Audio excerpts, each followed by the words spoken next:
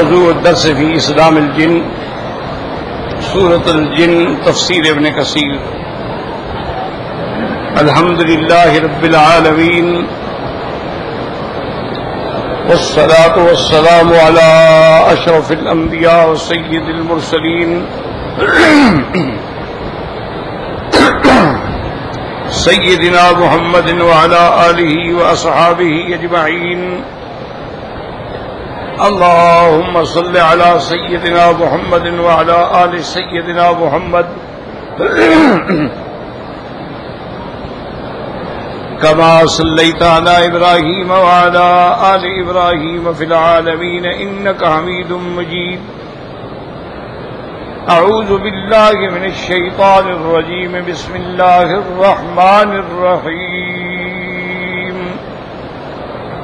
قل أوحي إلي أنه استمع نفر من الجن فقالوا إنا سمعنا قرآنا عجبا يهدي إلى الرشد فآمنا به ولن نشرك بربنا أحدا وأنه تعالى جد ربنا ما اتخذ صاحبة ولا ولدا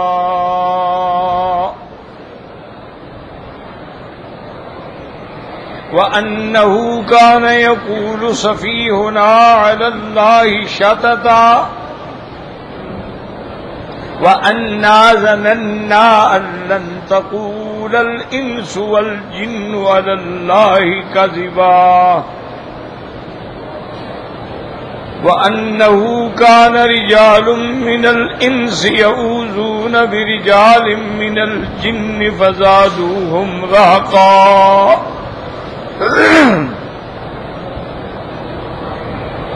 وأنهم ظنوا كما ظننتم أن لن يبعث الله أحدا.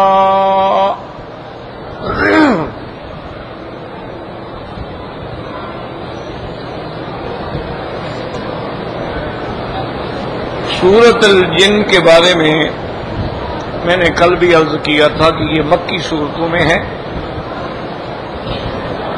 اور اس کا موضوع اور عمود جو ہے وہی اثبات توحید ہے اور مشرکین پہ رد ہے. جہاں تک جنات کا معاملہ ہے تو یہ تو مسلم اور منصوص بات ہے کہ جن ایک مخلوق ہے جیسے انسان ایک مخلوق ہے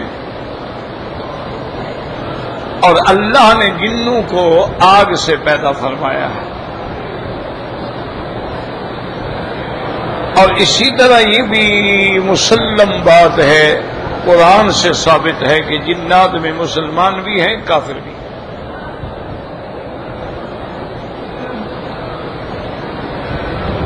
اور یہ بھی بات جو ہے کتب تواریخ سے اور اقوال علماء سے ثابت ہے کہ جنات کے اندر بھی وہ تمام فرقے ہیں جو انسانوں کے اندر ہیں.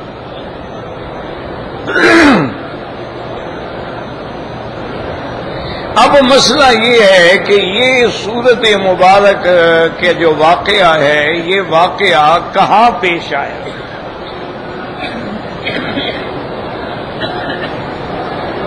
اس کے بارے میں دو اقوال ہیں. ایک قول مبارک تو یہ ہے کہ حضور صلی اللہ علیہ وسلم جب مکہ والوں سے مایوس ہو کر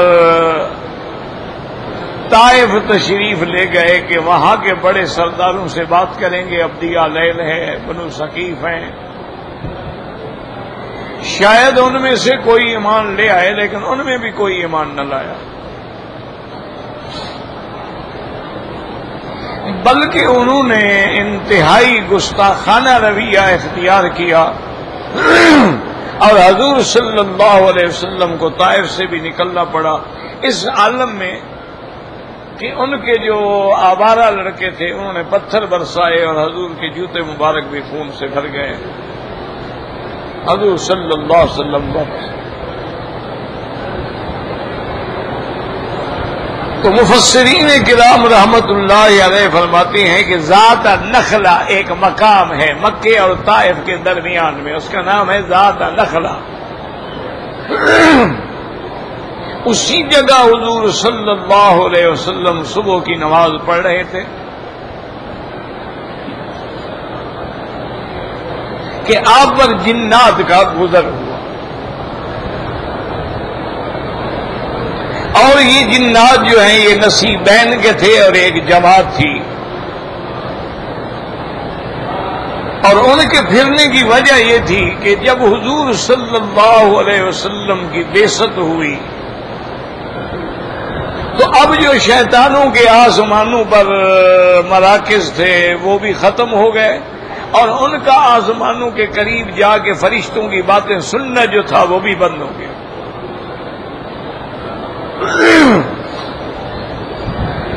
پہلے جنات یہ کرتے تھے کہ آسمانوں کے قریب انہوں نے خلا کے اندر اپنے اسٹیشن بنائے ہوئے تھے،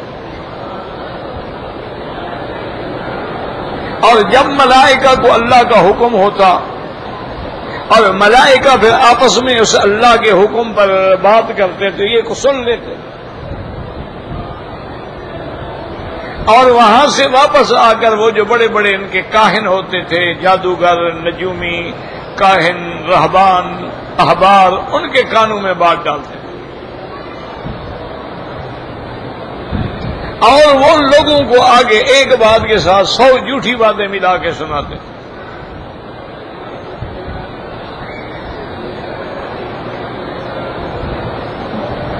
اب جب حضور صلی اللہ علیہ وسلم کی بعثت ہوئی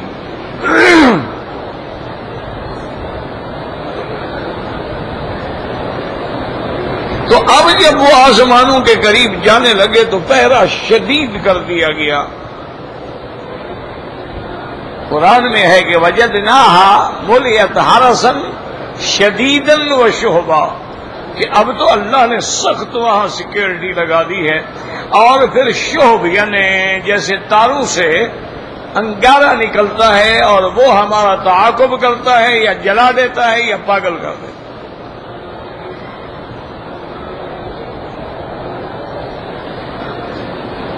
اور وہ سارے حیران ہو گئے کہ انا لا ندری، ہمیں پتہ نہیں یہ کیوں ہو رہا ہے، پہلے تو ایسا نہیں ہوا۔ اشر ارید بمن فی الارض ام اراد بهم ربهم رشدا، پتہ نہیں اللہ نے اس دنیا والوں کو کوئی ہلاکت کا فیصلہ کر دیا ہے یا ان کے لیے کوئی بہتری ہوگی۔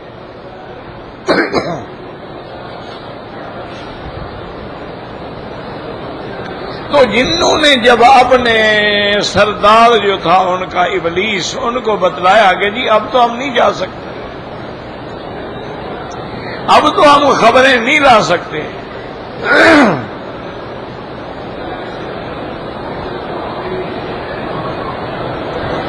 انہوں نے کہا کیا بات ہے؟ انہوں نے کہا کہ کیا بات کیا ہے؟ وہاں تو اتنا شدید پہرا ہے کہ ہم قریب ہی نہیں جا سکتے۔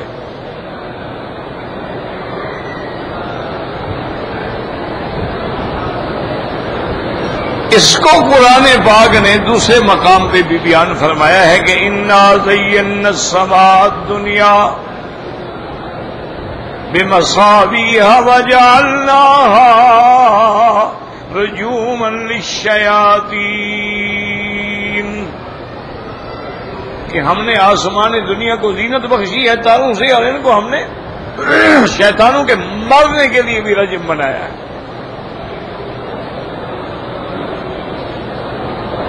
تو اس نے ان کو حکم دیا کہ بھئی فضربوا مشارق الارض ومغاربها، پوری زمین میں مختلف جماعتیں بن کے پھیل جاؤ اور زمین کا چپا چپا چھان مارو، معلوم کرو کہ کیا بات ہوگی۔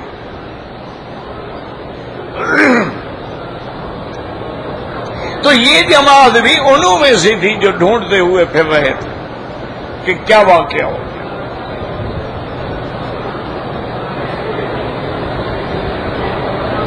اتفاق کی بات ہے کہ صبح کی نماز کا وقت تھا اور حضور صلی اللہ علیہ وسلم نماز میں تلاوت قرآن فرما رہے تھے۔ جن وہاں سے جب گزرے اور انہوں نے سنا ان کے دل میں فوراً اللہ کا قرآن جو ہے وہ اثر کر گیا اور ایمان لے آئے۔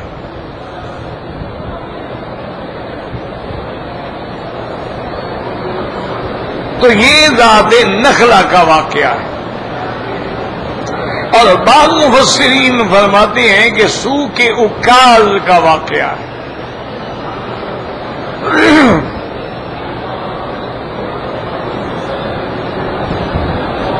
سو کے اکاز جو ہے زمانہ جاہلیت میں موسم کے اعتبار سے بڑے بڑی بازاریں لگ جاتی تھیں، بڑے بڑے تاجر مال لے کے آتے تھے اور وہاں سے پھر اہل مکہ جو ہے تجارت کرتے تھے، سامان لیتے تھے۔ تو وہ بھی ایک مرکز تھا اجتماع کا۔ بعض علماء فرماتے ہیں کہ یہ واقعہ وہاں پیش آیا۔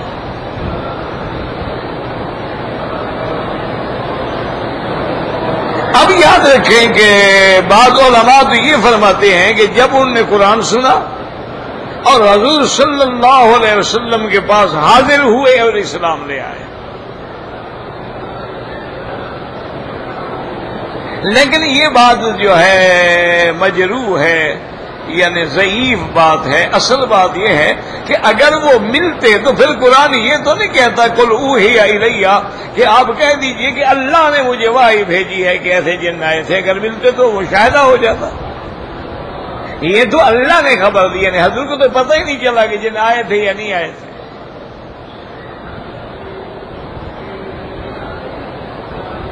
اسی طرح آتا ہے کہ وَإِذْ صَرَفْنَا إِلَيْكَ نَفَرًا مِنَ الْجِنِّ يَسْتَمِعُونَ الْقُرْآنَ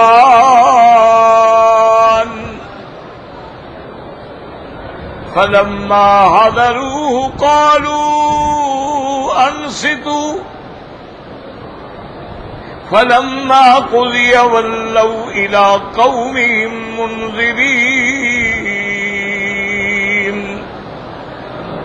اللہ فرماتے ہیں کہ ہم نے ایک جماعت جو تھی جنات کی بھیجی،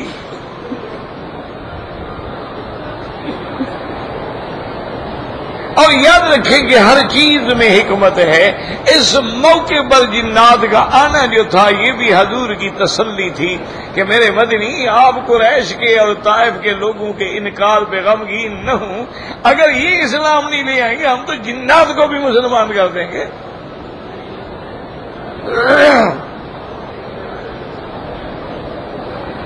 یہ اگر اپنی طاقتوں پہ گھمنڈ کر رہے ہیں ہم تو جنوں کو بھی آپ کے تابع کر دیں گے، ایک جن بھی ان کو کافی ہے۔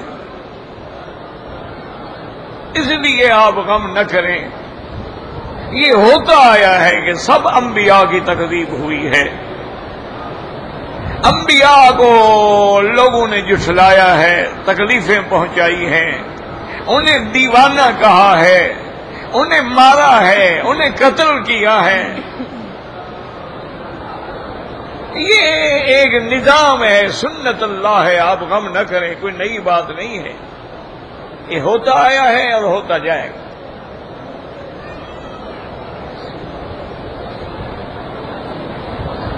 اسی لیے علماء اسلام نے اپنے تجربے سے ایک بات لکھی ہے کہ جس عالم کا کوئی دشمن نہ ہو یا جس جماعت کا کوئی مخالف نہ ہو، سمجھو وہ حق پہ نہیں ہے۔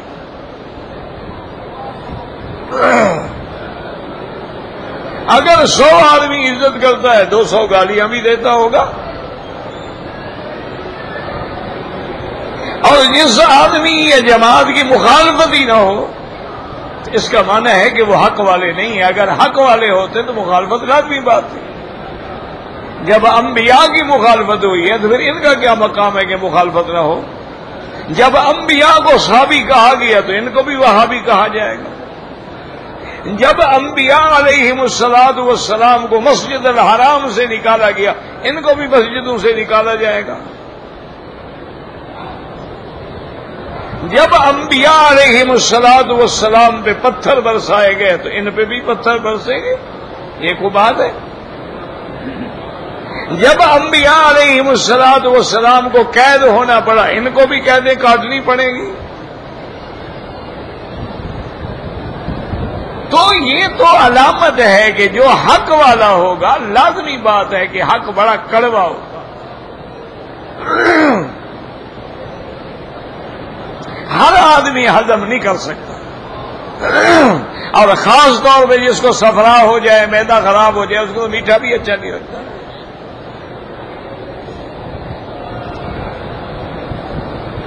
تو اس لیے علماء فرماتے ہیں کہ حضور صلی اللہ علیہ وسلم کو پتہ نہیں چلا، اللہ نے وحی کے ذریعے خبر دی.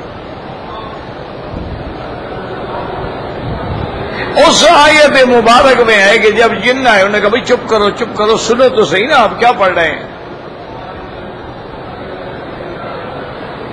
جب انہوں نے غور کر کے سنا تو بس فوراً اسلام اندر آ گیا. یہاں لفظ کہتے ہیں قالوا یا قومنا انا سمعنا قرآنا عجبا.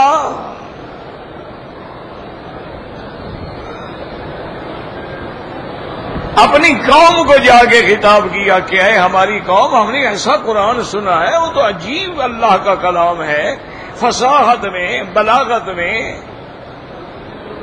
اخبار میں، وعد میں، وعید میں، تبشیر میں، تنذیر میں، وہ تو کوئی عجیب کتاب ہے کہ تمام عالم کے واقعات کو اللہ نے قرآن کے اندر بند کر دیا ہے. اور اللہ نے اپنے قرآن میں مستقبل کے بارے میں پیشین گوئیاں فرما دی ہیں، اور قیامت تک جو آنے والے حالات ہیں ان کے بارے میں بھی باخبر کر دیا ہے. یہ تو قرآن عجیب چیز ہے.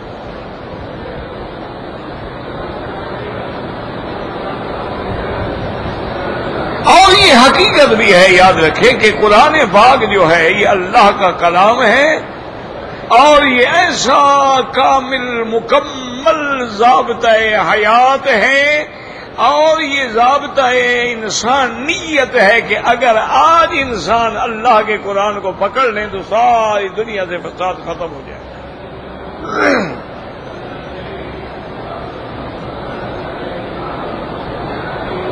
اور دوسری جگہ دیکھیں جنات کیا کہتے ہیں، قالوا یا قومنا انا سمعنا کتابا انزل من بعد موسى يهدي الى الحق والى طريق مستقيم.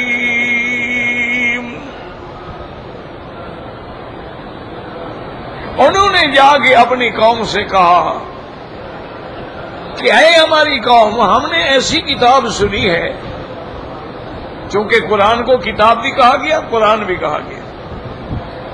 قرآن کلام اللہ بھی ہے، قرآن بھی ہے، کتاب بھی ہے، ذکر بھی ہے، موعظہ بھی ہے، عبرت بھی ہے، ہدایت بھی ہے، رحمت بھی ہے، شفا بھی ہے.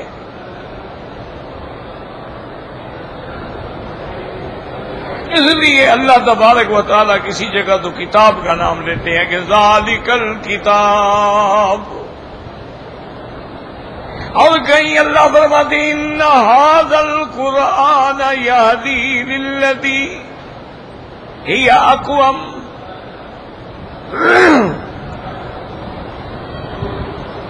اور کسی جگہ اللہ فرماتے ہیں وَإِنَّهُ لَذِكْرٌ لَكَ.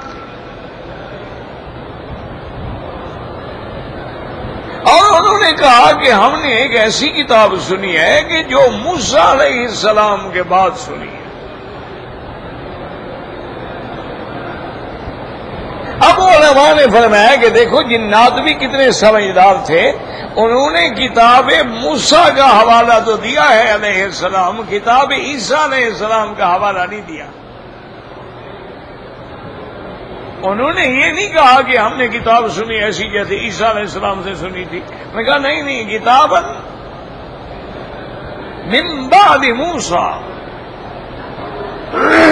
وجہ کیا تھی کہ عیسیٰ علیہ السلام کی کتاب انجیل جو ہے وہ تو کتاب نہیں ہے کامل مکمل، اس میں تو مناجات ہیں، عبر ہیں، امثال ہیں، اصل کتاب تو تورات ہے۔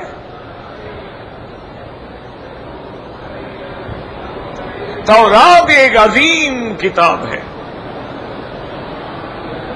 جس میں اللہ تعالیٰ نے اس دور کے مطابق شرائع کا بیان فرمایا ہے۔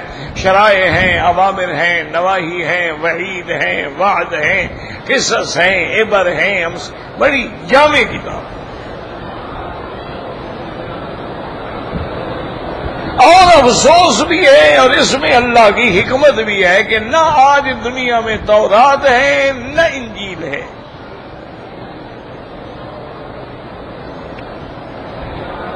یہ عیسائی جو دعویٰ کرتے ہیں کہ ہمارے پاس انجیل ہیں، ان کے اپنے دعوے کے مطابق 4 انجیل ہیں۔ انجیل متی ہے، انجیل لوکا ہے، انجیل یوحنا ہے۔ ان کا ایک انجیل نہیں ہے۔ وہ کہتے ہیں یہ صحیح ہے، وہ کہتے ہیں یہ صحیح ہے۔ اور یہ تو یعنی حضرت عیسیٰ علیہ السلام کے آسمانوں جانے کے بعد ان کے ماننے والوں نے لکھا ہے۔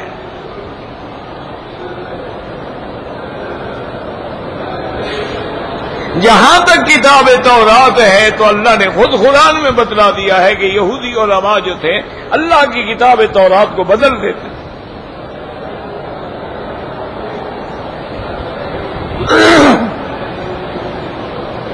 کسی بڑے آدمی سے گناہ ہو گیا فتویٰ بدل دیا، کسی غریب سے گناہ ہو گیا سزا دے دی۔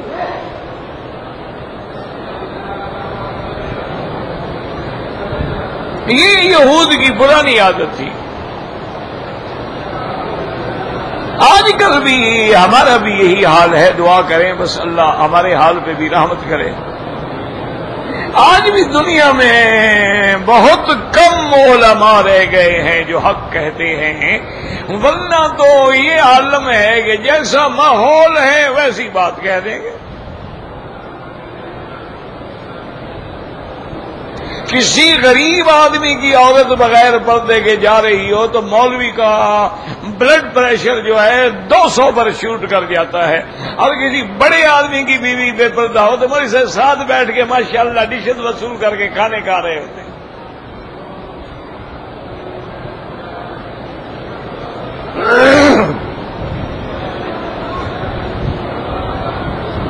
کوئی غریب آدمی مسئلہ پوچھ رہے کہیں گے توبہ توبہ، پردے کا انکار کر کافر ہو جاؤ گے۔ بڑے آدمی کو نہیں کہیں گے، ان کے ساتھ ماشاءاللہ ٹی وی کے سامنے اور کیمرے کے سامنے اور ٹیبل ٹاک کرتے ہیں اور ٹاک شوز میں بیٹھتے ہیں، ماشاءاللہ مزے لے لے کے دیکھ رہے ہوتے ہیں، وہاں سارے فتوے بھول جاتے ہیں۔ بھائی اگر تم علماء دین ہو اور تمہارے سامنے بے پرد اور غیر محرم عورت بیٹھی ہے، تمہارا فرض ہے ان کو کہو بھی میں نہیں آؤں گا تمہارے شو میں، اور نہ میں بات کروں گا کسی غیر محرم عورت سے۔ اور غیر محرم عورتیں بھی وہ بلائی جاتی ہیں این جی اوز کی ماری ہوئی اتنی منہ پھٹ اور غلیظ عورتیں جو نہ قرآن مانتی ہیں نہ نبی کی حدیث مانتی ہیں۔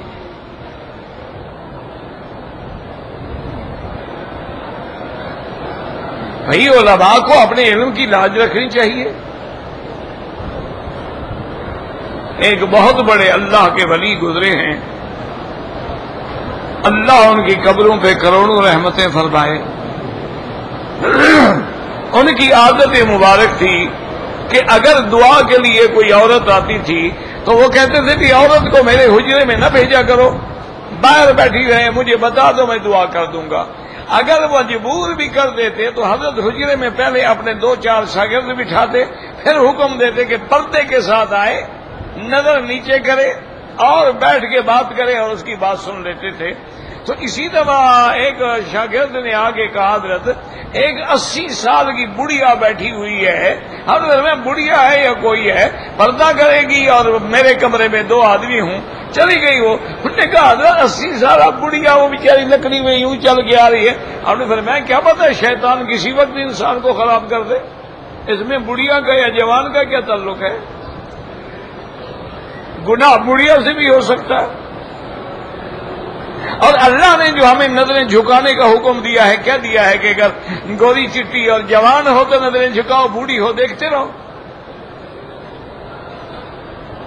ہر غیر محرم پہ نظر ڈالنا حرام ہے۔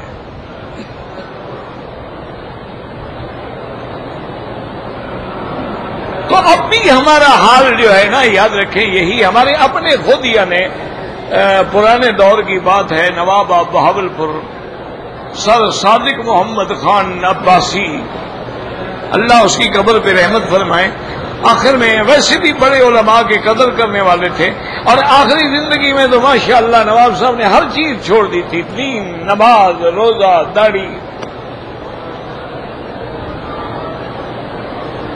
وہ حج پہ تشریف لے آئے تو پورا بحری جہاز آیا بھرا ہوا، سارا سامان کا، گاڑیوں کا، نواب تھا۔ اچھا، جتنے دن جہاز سے اترے، مکہ مکرمہ میں آئے، مدینہ پاک میں گئے، پھر مکہ مکرمہ میں آئے اور حج کیا، اور جو ہے یہ جو پیریڈ گزرا نا، مہینہ سوا مہینے کا، اس زمانے میں اتنا وقت لگتا تھا، تو داڑھی شیو وغیرہ نہیں کرائی۔ اب جب واپس گئے، جہاز میں جانے لگے، تو ان کے ساتھ ایک مولوی بھی تھے، میں نام نہیں لیتا، بہت بڑے عالم تھے، بہت بڑا عالم تھا، یعنی ہم اس کے جوتیوں میں بیٹھنے کے بھی قابل نہیں، بہت بڑے عالم تھے ماشاءاللہ، لیکن طبیعت میں مداہنت تھی۔ ان کو بلایا اور کہا کہ مولانا میرے لیے مشکل ہے، میں نے تو مکے مدینے میں اور حضور صلی اللہ علیہ وسلم کے احترام میں یہ مہینہ ڈیڑھ مہینہ شیو نہیں کرائی کہ چلو بھی کچھ تو شکل داڑھی والوں کی بن جائے، لیکن اب میں اپنے ملک میں جا رہا ہوں اور میں نواب ہوں اور وہاں میری جو صورت تھی وہ بغیر داڑھی کے تھی، کیا گنجائش ہے کہ میں داڑھی منڈوا لوں؟ تو مولوی صاحب نے کہا کہ ہاں، بادشاہوں کے لیے کچھ رعایات ہوتی ہیں۔ صاحب نے کہا ٹھیک ہے مولوی صاحب آپ جائیں۔ داڑھی تو منڈوا لی نواب صاحب نے، لیکن اس کے بعد کہا مولوی صاحب کے بارے میں کہ ان مولوی صاحب کو کہیں کہ ساری زندگی کبھی میرے سامنے نہ آئے، یہ میرے لیے شریعت اور ہے اور غریبوں کے لیے شریعت اور ہے۔ میرے اپنے والد صاحب رحمت اللہ علیہ کا واقعہ ہے، حضرت حافظ محمد حیات رحمت اللہ علیہ ہوتے تھے، نواب صاحب کے استاد تھے، اور ڈیرہ نواب میں نواب صاحب کی مسجد میں ہی امام اور خطیب تھے، اور سالانہ کانفرنس کرتے تھے، بہت بڑا جلسہ کرتے تھے، اور آخری جلسے میں اور آخری تقریر میں نواب صاحب بھی تشریف لے آتے۔ اچھا، اتفاق کی بات یہ ہے کہ وہ آخری تقریر میرے والد صاحب کی رکھی گئی، تو حافظ حیات محمد صاحب آئے اور کہنے لگے کہ مولوی خیر محمد صاحب، ایک تو آپ بلوچ آدمی ہیں، دوسرا آپ کسی کا بھی خیال نہیں کرتے ہیں، آج نواب صاحب کی صدارت میں تقریر ہوگی، تمہارا تو پتہ نہیں کچھ بگڑے نہ بگڑے، میں تو ملازم آدمی ہوں، مجھے تو نوکری سے نکال دیں گے، مہربانی کر کے نواب کو کچھ نہ کہنا۔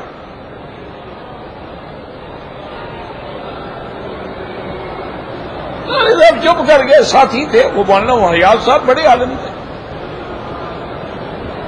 اب جب تقریر کا وقت آیا تو نواب صاحب بھی صدارت میں بیٹھے تھے، اور نواب صاحب نے اس زمانے میں وہ جو ہیٹ ہوتا ہے نا، انگریزی ہیٹ ہوتے ہیں نا جی، آگے بھی بڑا ہوتا ہے پیچھے بھی بڑا ہوا ہوتا ہے،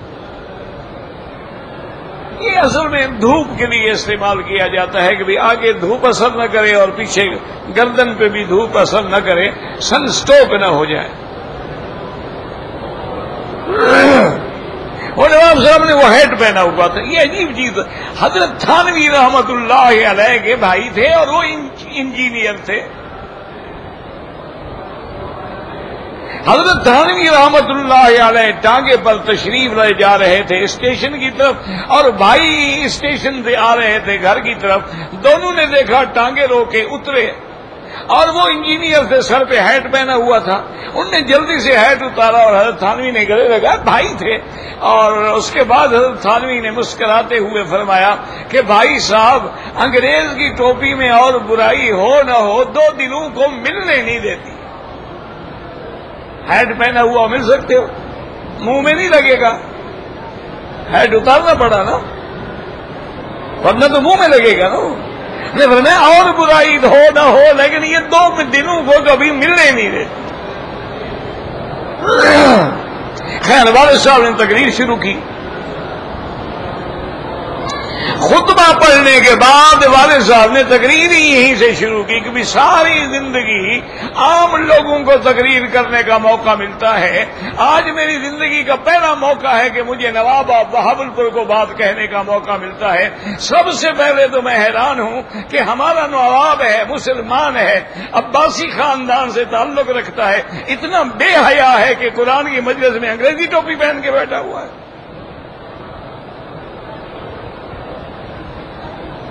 فوراً نواب صاحب نے ٹوپی اتاری، جیب سے چھوٹا رومال نکالا اور باندھ کے بیٹھ گیا۔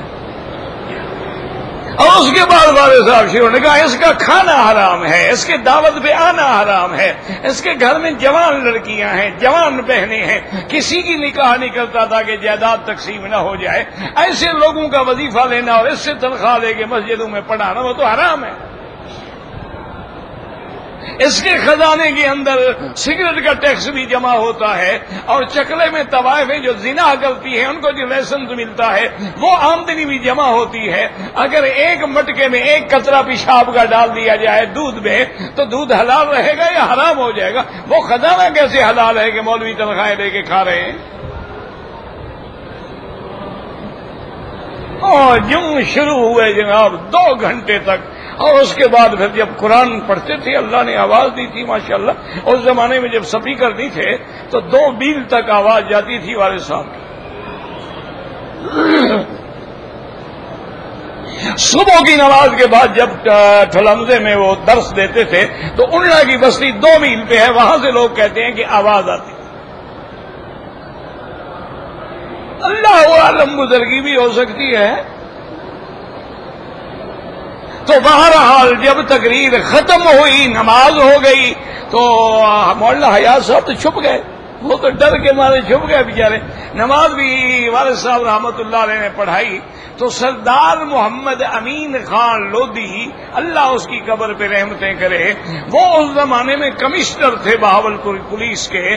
تو انہوں نے جب نواب صاحب جب نکلے مسجد سے تو انہوں نے عرض کیا کہ سر اجازت دیں ایسے گستاخ مولوی کو میں گرفتار کر دوں کہ آپ کی شان میں ایسا کھڑے ہو گئے نواب صاحب، انہوں نے کہا تمہیں شرم نہیں آتی؟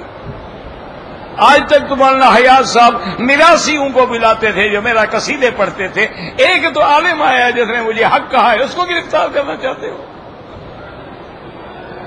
بدبخت آدمی، تمہیں شرم نہیں آتی؟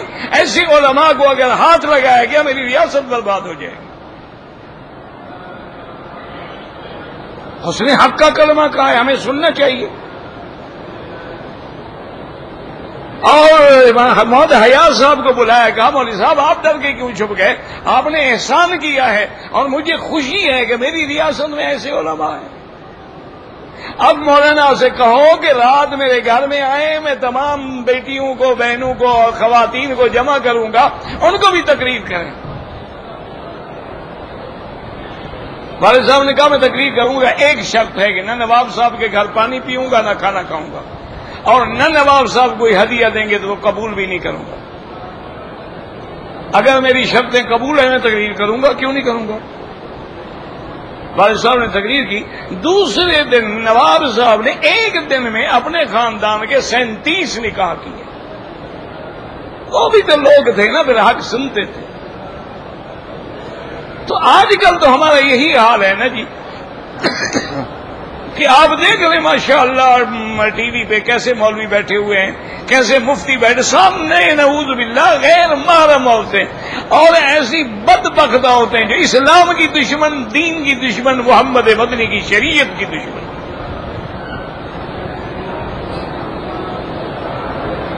جو حقوق نسواں پر برملا کہتی ہیں، جی عورت پہ پابندی کا کیا مطلب ہے؟ عورت کی مرضی ہے، باہر جائے آئے، اللہ نے اس کو حسن دیا ہے، دکھلانے کے لیے، چھپانے کے لیے تھوڑا دیا ہے۔ انا للہ و انا الیہ راجعون۔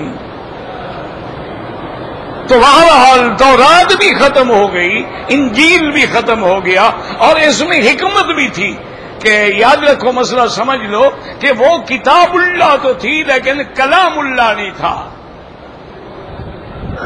تورات اور انجیل جو ہے وہ اللہ کی کتابیں ہیں، لیکن وہ کلام اللہ نہیں تھے۔ اللہ نے کتاب دی موسیٰ علیہ السلام، اللہ نے صحف دیے، 104 کتابیں آئی ہیں۔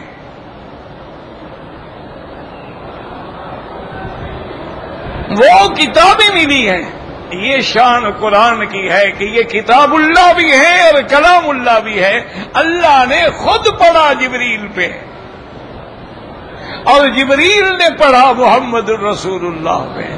تو جب یہ اللہ کی کلام ہے تو اللہ کی کلام کیسے مٹ سکتی ہے؟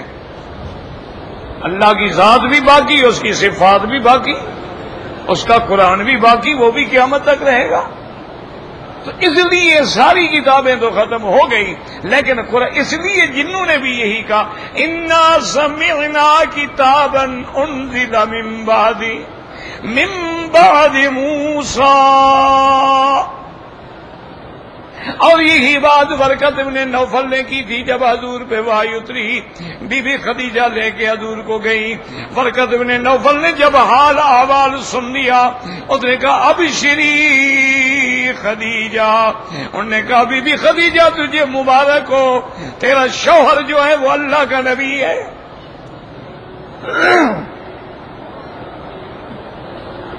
اور آپ نے جو بتلایا ہے کہ ایسے فرشتہ اترا تھا، ھذا الناموس الذی کان ینزل علی موسیٰ، یہ وہی فرشتہ ہے جو موسیٰ علیہ السلام پہ بھی اترتا تھا۔ انہوں نے بھی موسیٰ علیہ السلام کا نام لیا۔ تو اس لیے یاد رکھیں کہ اس بارے میں تو حضور کو یعنی مشاہدہ نہیں ہوا، اللہ نے خبر دی، اللہ نے حکم دیا۔ اسی لیے سورت کی ابتدا ہے کہ قل اوحی الی انہ استمع نفر من الجن فقالوا انا سمعنا قرآنا عجبا یہدی الی الرشد۔ قرآن نو رشد غی کے ضد میں ہوتا ہے، یاد رکھو۔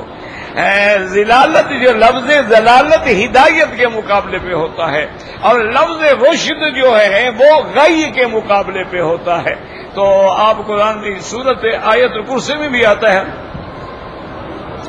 اللہ تبارک و تعالی نے فرما دیا ہے کہ اللہ ولی الذین آمنوا یخرجہم، اور اس سے پہلے لا اکراہ فی الدین قد تبین الرشد من الغی۔ تو انہوں نے بھی یہی کہا کہ اللہ کا قرآن ایسا ہے یہدی الی الرشد فآمنا بہ، ہم ایمان لے آئے، وَلَن نُشْرِكَ بِرَبِّنَا أَحَدًا، اور لن نفی تعبید کے لیے کہ اب ہم ہمیشہ کبھی مستقبل میں اپنے رب کے ساتھ کسی کو شریک نہیں کریں گے۔ مسلمانوں کتنے افسوس کی بات ہے کہ جن ایک دفعہ قرآن سنے اور پکا موحد بن جائے، اور ہمارا مسلمان روز قرآن سنے اور قبروں پہ سجدے کرے۔ ہمارا مسلمان روزانہ آیت الکرسی پڑھ کے پھونکے مار مار کے سینے میں سوراخ ہو گئے ہیں، لیکن اس کے باوجود بھی نظر نیاز قبروں پہ چڑھاتے ہیں، غیر اللہ کی نظریں مانتے ہیں، غیر اللہ کو پکارتے ہیں، غیر اللہ کی نیاز دیتے ہیں۔ یہ جن ہیں، ایک دفعہ قرآن سنا کہ اب کبھی شرک نہیں کریں گے۔ وَلَن نُشْرِكَ بِرَبِّنَا أَحَدًا اللہم ثبتنا علی الایمان۔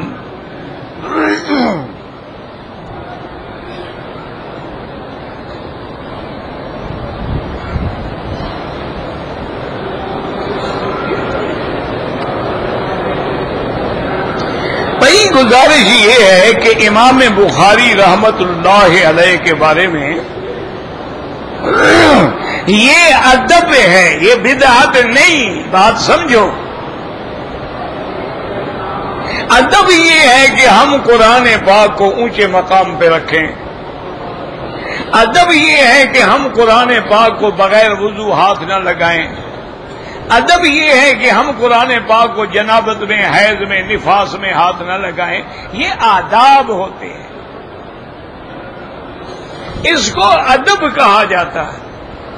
یہ امام بخاری کا حضور کی حدیث سے ادب تھا، یہ بدعت نہیں۔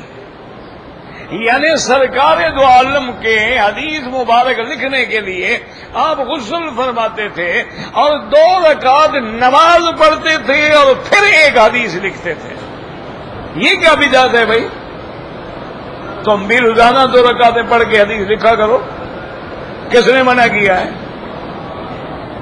یہ تو آداب ہیں۔ اسی لیے امام مالک رحمت اللہ علیہ بھی ساری زندگی انہوں نے مدینہ منورہ کے حدود حرم میں کبھی سواری پہ نہیں بیٹھے۔ یہ کوئی حکم تو نہیں شریعت کا، یہ ادب تھا کہ جس مقام پہ حضور کے قدم لگے ہیں میں سواری پہ کیسے سوار ہو جاؤں، یہ ادب ہے۔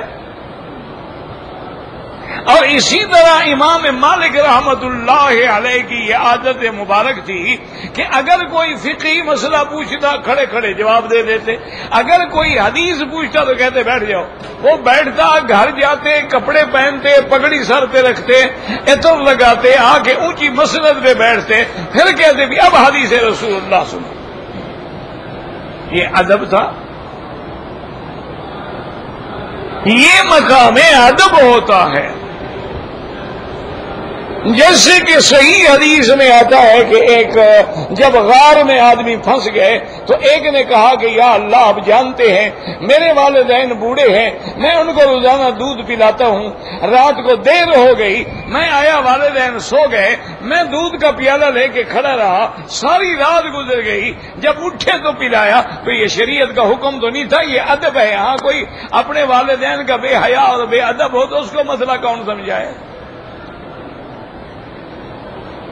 بدعت کا معنی ہوتا ہے کہ جو چیز قرآن و حدیث میں نہیں ہے، اجماع میں نہیں ہے، دین میں نئی بات گھڑی گئی ہے۔ جیسے تم نے میلاد گھڑا ہوا ہے، اذان سے پہلے صلاۃ و سلام گھڑے ہوئے ہیں، یہ بدعت ہے۔ اب یہ مانا تو نہیں کہ بھی حدیث رسول کی ادب بھی نہ کریں۔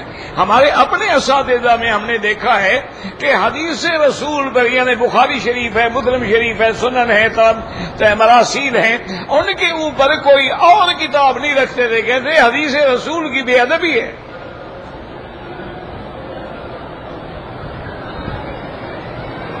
یہ مقام ادب ہوتا ہے، اس میں بدعت کا کیا تعلق ہے؟ یہ تو ایسے نہ کہہ دیتے ہیں کہ جناب آپ نے جو کپڑا پہنا ہوا ہے حضور نے نہیں پہنا، لہٰذا یہ بھی بدعت ہوگی۔ اس طرح تو تیرا وجود ہی بدعت ہے، تم بھی تو حضور کے زمانے میں پیدا نہیں ہوئے۔ اللہ کے بندے، کپڑے پہننا الگ بات ہے، دین کے اندر نہیں۔ من احدث فی امرنا ھذا، جو آدمی ہمارے اس دین کے اندر نئی چیز پیدا کرے۔ اب دنیا کی چیزیں ہیں، پہلے زمانے میں اونٹ تھے، گھوڑے تھے، اس پہ حج ہوتا تھا۔ اب ہم لوگ جو ہے وہ ٹرین میں چلے جاتے ہیں، گاڑیوں میں چلے جاتے ہیں، کاروں میں چلے جاتے ہیں، یہ تو کوئی بدعت نہیں۔ آج آپ ہوائی جہازوں میں حج کے لیے آتے ہیں، اب کوئی کہے جی یہ تو بدعت ہے، حضور کے زمانے میں ہوائی جہاز تو نہیں تھا۔ تو اس کو قرآن سمجھنا چاہیے کہ والخیل والبغال والحمیر لترکبوها وزینہ ویخلق ما لا تعلمون۔ اللہ نے فرمایا ہم ایسی چیزیں پیدا کریں گے جن کو تم جانتے بھی نہیں ہو۔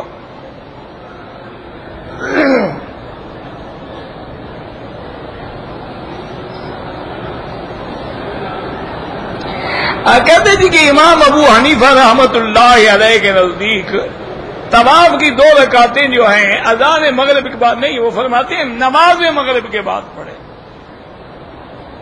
امام صاحب کے نزدیک یہ ہے کہ اذان مغرب کے بعد بالکل تاخیر نہ کیجیے، فوراً جماعت کھڑی کرو۔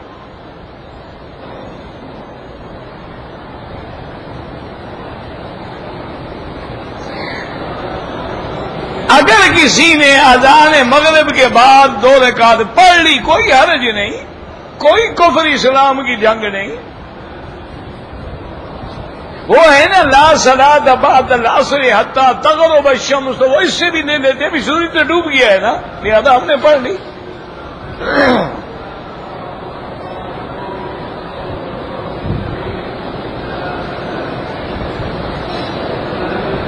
میں مکے شریف سے باہر رہتا ہوں، عمرے کی نیت سے احرام پاک حرم آیا، طواف کیا، فارغ ہو گیا، احرام بھی نہیں باندھا، تو آپ عمرہ دوبارہ کریں ورنہ دم پڑ گئی۔ آیا عمرے کی نیت سے، نہ احرام باندھا ہے تم نے، نہ عمرہ کیا ہے، طواف کیا، چلا گیا۔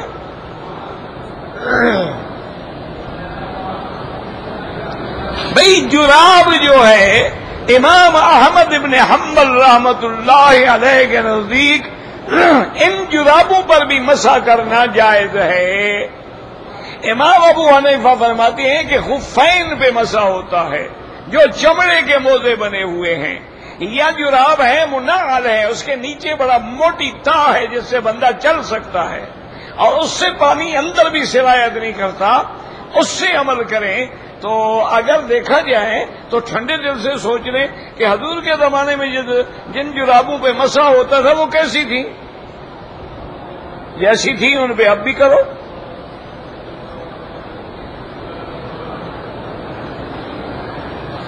اپنے گھر سے مکے میں رہنے والے عمرہ نہیں کر سکتے، لازماً حد حرم سے باہر جائیں گے، مسجد عائشہ جائیں، جیرانہ جائیں، عرفات جائیں، گھر سے گھر میں رہتے ہوئے عمرہ نہیں ہوتا۔ عمرے کے اندر ہل بھی ہو اور حرم بھی ہو۔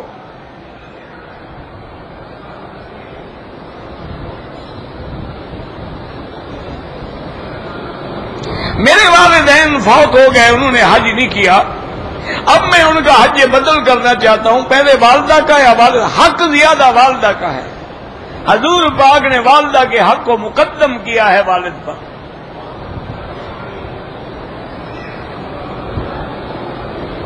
صحابہ کرام کے زمانے میں لونیاں رکھنے کا رواج تھا، وہ تو جی قرآن نے فرمایا تھا ما ملکت ایمانکم، صحابہ کا رواج جو نہیں تھا، وہ تو حکم خداوندی تھا۔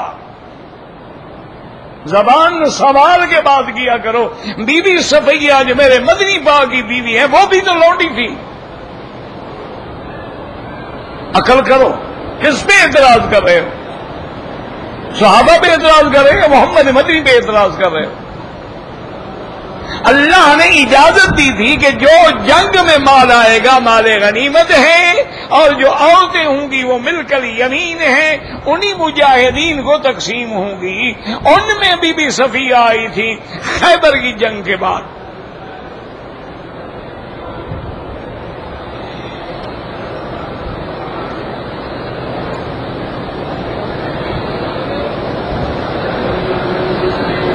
میں نے احرام اسلام آباد ایئرپورٹ سے باندھا، لیکن پاؤں میں بوٹ رہے، کوئی حرج نہیں، وہ دم نہیں پڑتا۔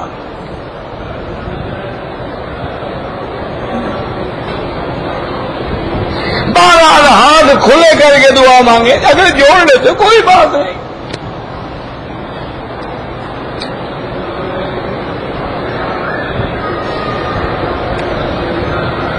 کہتے تھی کہ یہاں کارپٹ جو ہیں ان میں جو پھول ہیں اصل میں کوئی شکلیں بنی ہوئی ہیں، ہمیں تو پھول نظر آتے ہیں، تمہیں شکلیں نظر آتی ہوں، تیرے اندر جو شکلیں ہیں یہاں بھی وہی نظر آتی ہیں۔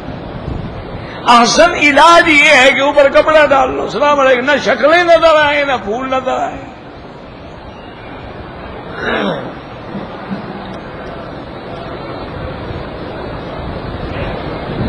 میرے بھائی طواف نفلی اپنے لیے کریں، پھر دعا کیا کریں اللہ اس کا ثواب فلاں کو عطا فرما۔ غیر مسلموں کی تقریبات میں شرکت نہ کی جائے۔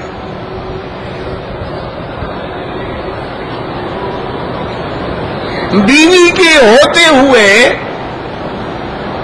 آدمی کا سالے کی بیٹی سے نکاح کرنا ٹھیک ہے، کوئی بات نہیں، کیا ہے، لیکن وہ سالے کی بیٹی اس کی بیوی کی کیا بن جائے گی؟ بھانجی بن جائے گی؟ ہاں جی،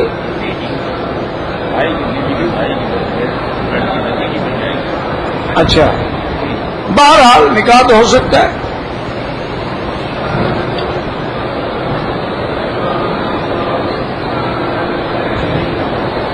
کہتے ہیں جی کہ میں چھٹی ختم کر کے آ گیا ہوں تو مجھے بیوی تو کہتی ہے کہ آپ واپس آ جائیں، والدین کہتے ہیں وہیں رہو، کما کما کے پیسہ بھیجو، بس جاؤ جناب بیوی کا حق ادا کرو۔ آپ ایسا کرو نا، 4-5 مہینے والدین کو پیسے نہ بھیجو، خود کہیں گے بیٹا واپس آ جاؤ، کیا فائدہ پردیس کا؟ مسئلہ تو پیسے کا ہے نا۔ عدت کے مہینے کا حساب جو ہے وہ چاند کے مہینے سے لگایا جاتا ہے۔ یسألونک عن الأحلة قل هي مواقیت للناس، تو جتنا شریعت میں چاند ہے، رمضان ہے، شعبان ہے، حج ہے، عدت ہے، حیض ہے، سب چاند کے مہینے سے ہوگا۔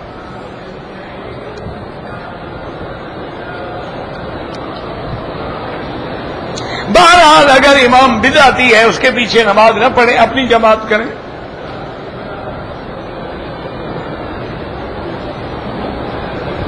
کہتے ہیں جی کہ قرآن کہتا ہے کہ اللہ عرش پہ ہیں، اور ہمارا عقیدہ ہے کہ اللہ ہر جگہ موجود ہے۔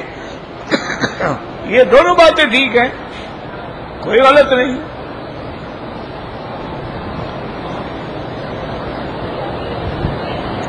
اللہ نے 17 آیات میں فرمایا ہے کہ الرحمن علی العرش استوى، اللہ عرش پہ ہے جیسے اس کی شان کو زیبا ہے، اور اسی اللہ نے فرمایا وَهُوَ مَعَكُمْ أَيْنَمَا كُنْتُمْ، اللہ تمہارے ساتھ ہے تم جہاں بھی ہو۔ اسی اللہ نے فرمایا کہ نحن اقرب الیہ منکم من حبل الورید، ہم تمہاری رگ جان سے بھی زیادہ قریب ہیں۔ تو یہ معیت جو ہے ہر جگہ یہ علم کی معیت ہے، کیونکہ ہر چیز اللہ کے علم میں ہے، لہذا اللہ کے پاس۔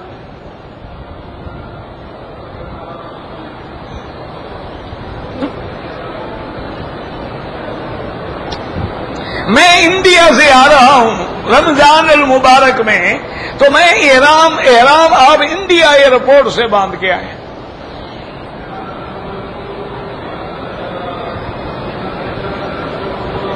اگر کوئی عورت رمضان میں روزے نہیں رکھ سکی، بعد میں قضا کرے، ترتیب کوئی ضروری نہیں، ایک رکھ لیا، 2 رکھ لیے، پھر نہ رکھا، پھر رکھ لیے، پھر رکھ لیے، بس پورے کریں۔ عورتوں کے لیے عید کی نماز کے لیے بہرحال حضور کے زمانے میں عورتیں عید کی نماز پہ جاتی تھی، لیکن بعد میں صحابہ نے فتنے کے خوف کے نظر ان کو مساجد میں بھی منع کر دیا۔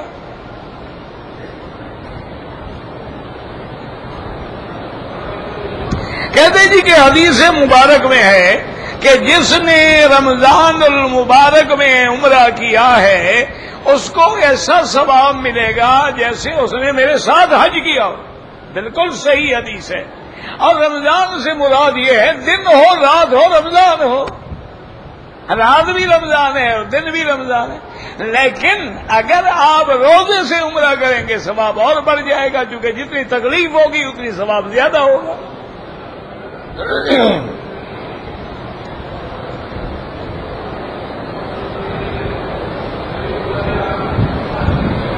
میں ہر سال رمضان میں تنخواہ دیتا ہوں، اس سال مجھے تنخواہ بھی ابھی تک نہیں ملی ہے، تو جب ملے بعد میں دے دیں، کوئی ضروری تو نہیں، رمضان میں ثواب زیادہ ہوتا ہے۔ اعتکاف کرنا جو ہے بالکل سنت ہے، اور سرکار دو عالم صلی اللہ علیہ وسلم نے بھی اعتکاف فرمایا۔ تو آخری 10 دن جو ہیں اس میں نیت کر کے اللہ کے گھر میں بیٹھ جائیں، اگر دوسری مسجدیں ہیں اس مسجد میں بیٹھے جہاں جمعہ کی نماز ہوتی۔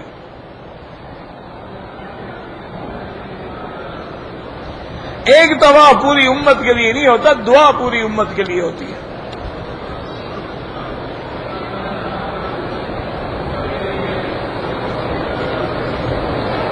بہرحال اگر آپ نے داڑھی کو یا بالوں کو خضاب لگانا ہے، کالا نہ ہو، باقی جو مرضی ہے لگا لو۔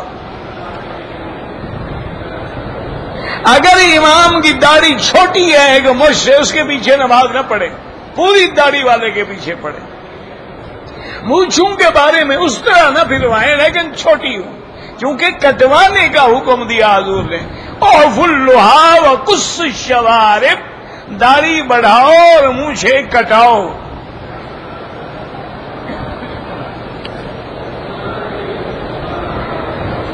کہتے جی کہ پردے کا حکم ہے تو یہاں عورتیں بغیر پردے کے کیوں ہیں؟ یہاں جو سگریٹیں پیتے ہیں پھر سگریٹ حلال ہو گئی، یہاں جو داڑھی منڈاتے ہیں داڑھی منڈانا بھی حلال ہو گئی۔ یہاں کا کیا معنی ہے؟ یہاں جو عورت بغیر پردے پہ ہے اس پر تو اور زیادہ گناہ ہے کہ خدا کے گھر میں آ کر بھی اللہ کے قانون کو توڑ رہی ہے۔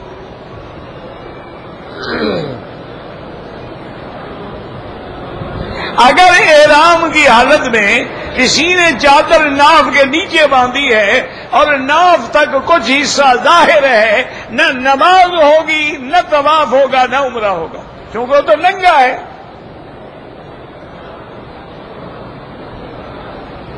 اللہ سے کیسے دعا کریں؟ دل سے دعا نکلتی ہے، کیسے کا کیا معنی ہے؟ اللہ کے اسماء کے ساتھ دعا کریں۔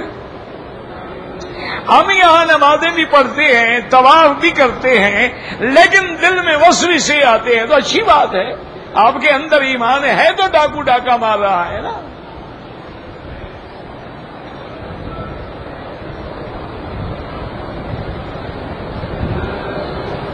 ایک عورت نے منت مانی تھی کہ میں 60 طواف کروں گی، شوہر اس کے ساتھ کرے کیوں نہ کرے بھائی، وہ اپنی منت پوری کرتی رہے، وہ نفل طواف کرتا ہے۔